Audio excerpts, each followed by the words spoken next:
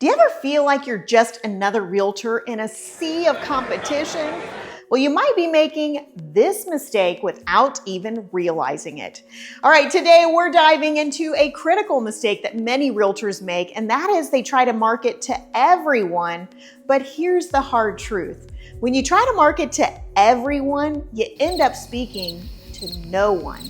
Now, this doesn't just dilute your message, it makes it nearly impossible to stand out in what I like to call a bloody ocean of competition. But what if I told you there's a way to cut through all the noise and connect directly with your dream client? Yes, it's possible with something called an ideal client avatar. It's not just a buzzword, it's a powerful tool for tailoring your messaging, services, and even your personal brand to attract the clients that you actually want to work with. So let's explore how to define your ideal client avatar and transform your marketing strategy. But first, if we haven't met yet, I'm Amber Joy, your real estate bestie.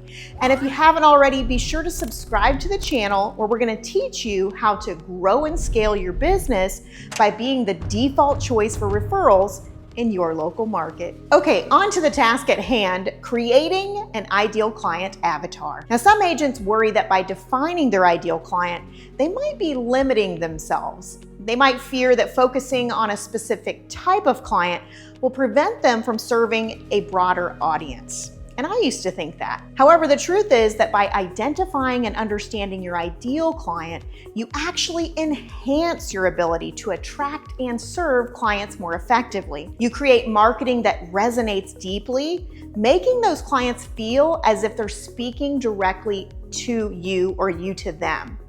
Now, let me share a real-world example to illustrate this point. Picture a salon that decides to specialize exclusively in curly hair. Now, by targeting their ideal client with naturally curly hair, they didn't just cater to a niche, they became leaders in it. Now, this specialization didn't limit their customer base. Instead, it separated them from their competition, which was sitting on every other block in the city. Now, as a result, they established a dedicated wait list and could charge top dollar for their services. People seeking experts who truly understand curly hair found that their salon not just as a choice, but as the best choice. This wasn't about excluding potential customers. It was about providing a unique service that people were willing to pay more for, enhancing their reputation and profitability. And that's exactly what the following exercise will do to you in your real estate market. Isn't that awesome? All right, let's dive into the fun part.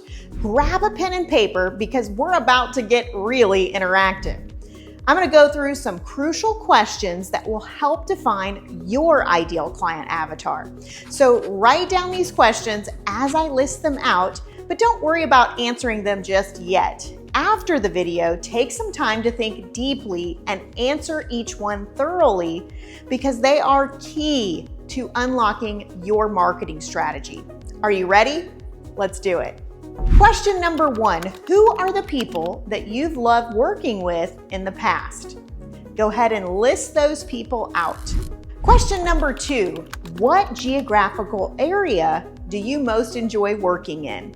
Again, not where you're willing to go, but where you wish all your transactions were at. Dream with me, people. This isn't about realism. This is about creating an ideal world with an ideal client avatar. Question number 3, what type of transactions do you find most rewarding? So look back and think which ones, whether it's first-time buyers, veterans, luxury properties, investment properties, etc. Question number 4, what price range do you most enjoy working in? All right, questions 1 through 4 are all about looking back. And when answering those questions, you really want to pause and reflect on what you wrote down for answers 1 through 4 and write down what they all have in common. You're going to start to see some traits and patterns here, but we're not done yet. Now it's time to take a look forward.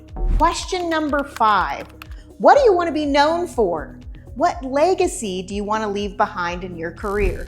Question 6, what price range do you most enjoy working in or want to work in? Question 7, what is your ideal client's age range? Question 8, what are your ideal clients' values? Now on this, your vibe will attract your tribe. So it's usually going to align with your values, but I want you to list them out. Question 9, what is your ideal client's personality like? And question 10, what lifestyle does your ideal client lead?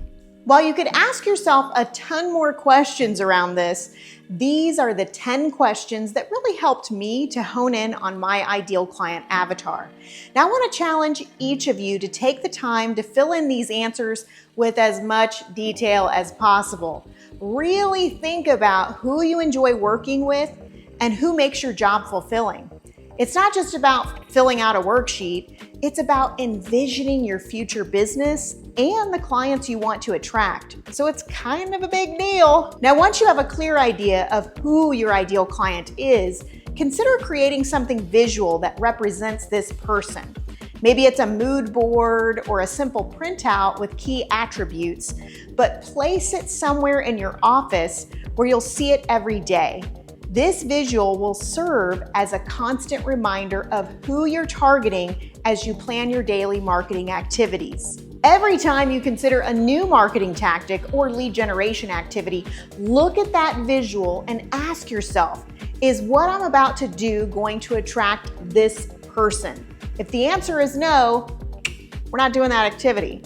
Focus on doing more of what will attract your ideal client. And over time, this approach will refine your pipeline of leads and enhance your sphere list. Now, let me tell you why this is important. When you start, your sphere list is all over the place, right? You can't help where your friends and family and cousins and coworkers, where they live geographically, what price ranges they're in, and that's okay. You have to start somewhere. But as you begin to grow that sphere list, you want it to be with your ideal client. So every activity you do is to relationship build with your sphere and then spend time growing your sphere, but with your ideal client avatar.